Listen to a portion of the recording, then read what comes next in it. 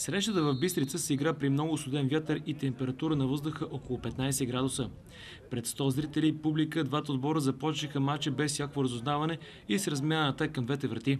В 21-та минута Витоша поведе с 1-0 с гол на бившият хебърец Димитър Кръстев. Преди попадението топката се отби в страничен стълб, а сред зрителите на стадиона останаха съмнения за засада. До почивката Локо също имаше своите шансове. Най-близо до гола беше Тодорников, чийто шут от 20 метра беше спасен с мъка от вратаря на домакините. Втората част започва с лек превес на бистричани и в 55-та минута Григор Григоров направи 2-0 след груба грешка в отбраната на сетерийския тим. Активизирането на гостите получи материален израз в 71-та минута. Тогава Анастас Петров вкара красив гол с глава за 2-1. Крайното 3-1 в полза на Витоша фиксира Димитър Кръстев в 89-та минута. Преди гола фатално сбърка последен в отбраната на гостите Иван Чушков, който не успя да запази топката в близост до от линията.